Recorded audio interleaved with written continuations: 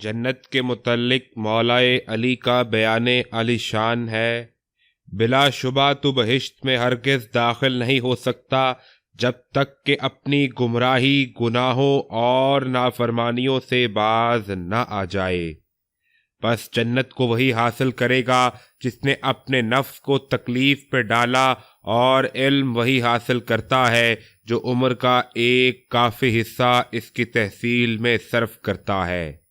بے شک جنت بہت اچھا ٹھکانہ اور دوزخ بہت نہایت برا انعام ہے۔ بس بہشت میں جانے والے ہمیشہ ناز و نعمت میں رہیں گے، اور دوزخ میں گرنے والے ہمیشہ تکلیف میں رہیں گے۔ خبردار، تمہاری جان ایسی قیمتی ہے کہ جنت کے سوا کوئی چیز اس کا عوض اور مول نہیں ہو سکتی۔ پس تمہیں چاہیے کہ جنت کے سوا کسی چیز کے عوض اسے فروخت نہ کرو، اور گناہوں کو چھوڑنا سخت اور دشوار ہے، مگر جنت کو چھوڑنا اس سے بھی زیادہ سخت اور ناگوار ہے۔ بے شک جنت صدیقین کا مقام اور نیکوکاروں اور صالحین کے رہنے کی جگہ اور جائے قیام ہے۔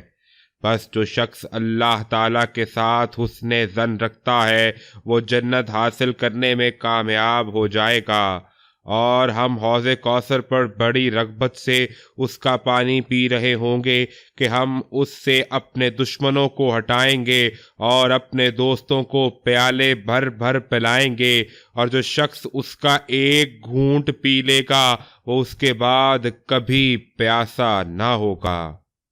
بے شک اللہ تعالیٰ نے بندوں کے حقوق کو اپنے حقوق کے لیے گویا پیش خیمہ بنایا ہے۔ بس جو شخص بندوں کے حقوق ادا کرتا ہے وہ آخرت میں نفس کا جہاد جنت کا مول ہے، اور جن لوگوں کو جنت کی قدر معلوم ہے وہ سمجھتے ہیں کہ اللہ تعالیٰ کے ہاں وہ نہایت عمدہ بدلہ ہے۔ اللہ رب العالمین ہمیں مولا کائنات کے صدقے جنت میں داخلہ عطا کرے، آمین۔